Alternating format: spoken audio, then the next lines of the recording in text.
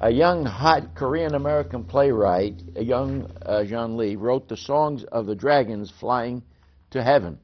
That's it, Songs of the Dragons Flying to Heaven, a provocative play about the culture shock experienced by Korean immigrants to America. It's now playing at the Studio Theater in the District. Songs of the Dragon is a comedy, but has elements of brutality inflicted on an American-born Asian played by Ji Hae Park.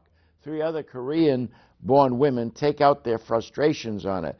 In total contrast to this, popping out of the audience are Rachel Holt and Brandon McCoy as white persons arguing on their relationship. It's tantamount to a separate play. Anyway, it's interesting, 90 minutes, no intermission, through October 24. The box office is 202-332-3300, and the web is studiotheater.org. A new theatrical company, Factory 449, a theater collective, that's the name, 449 Theater Collective, opens a season with a world premiere called The Saint Plays by Eric Ahn. There are 6 themes with a religious slant, taking on the 1982 Guatemala murders of over 100,000 people and the 1979 Jim Jones Kool-Aid suicides in Guyana. With one intermission, the plays are Joan of Arc, Catherine of Alexandria, Rose of Lima, a Peruvian actress Lorena Sabal as Rufina Amaya, and there's a cutie, a gal named Belenoya Rebasa, who plays Salome, in John the Baptist. Pretty good, pretty good. The phone number is 1-866-811-4111, or check the web at factory449.com.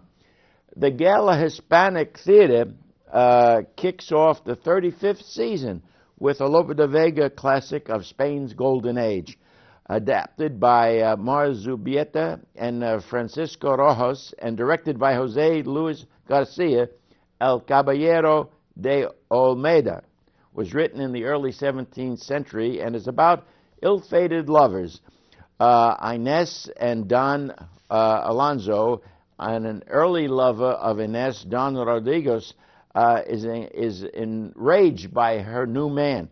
There's rage and symbolism experience carried out at the gala cast. This is authentic Hispanic theater on Columbia Road in the District. El Caballo de Olmeda runs through October 17. For info, call 202-33, let me do it again, 202-237-7174. Check the web at galatheater.org. George Bernard Shaw's delightful comedy, Misalliance, is set in 1909 in the English country home of businessman philanthropist John Tarleton, played by Joe Vincent. There's a conflict between John's macho son Johnny and the diminutive Bentley Summerhays, the fiancée of Johnny's sister, Hypatia. That's Patricia Hurley. She played a few roles now in this Olney Theater, who is resigned to marry Bentley. Add to this an unexpected aerial visit from the dashing Joseph Percival, played by Alex Poldelk, who catches the eye of Hypatia.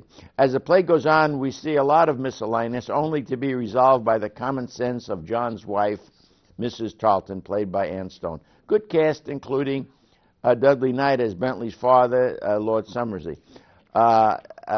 Delightful, airy, beautiful set by just terrific by James Wolk, and John Going is a heck of a director in town.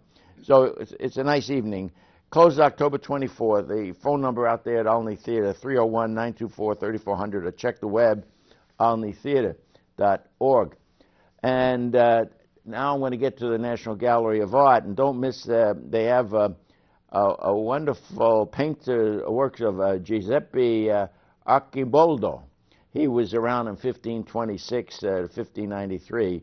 There are 16 paintings of composite heads using plants and flowers and vegetables and fruits and animals, which make up the study, the face. Archiboldo's bizarre work is unique. The surrealistic, excuse me, I got teeth just fixed recently, are often fascinatingly grotesque. Some of the paintings reveal an upside-down version, needing a mirror underneath to look at it to see what the work is about. There are also 32 other works by Da Vinci and Albrecht Dürer, including bronzes and manuscripts. Call the National Gallery of Art at 4th and Constitution in the district at 202-737-4215, or check the web at nga.gov. And finally, this is the U.S. premiere of internationally known artist Fiona Tan in a photographic and video presentation entitled Fiona Tan, Rise and Fall at the Smithsonian Arthur M. Sackler Gallery in the district. It's on Independence Avenue around 10th Street. Born in 1966 in Indonesia to Chinese and Australian parents, Tan now lives in Amsterdam.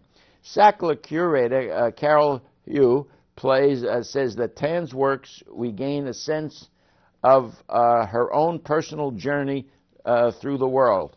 Filmed in an often intense and intimate settings, we follow two women, initially with seemingly unremarkable images, reading, sleeping, dressing, and stuff like that, but we see how Fiona Tan captures their essence and lives in a beautiful way.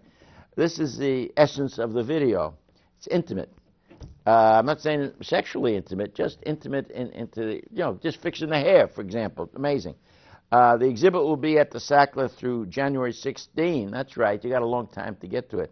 For more information, check the website at asia.si.edu or call the Sackler at 202-633-4880.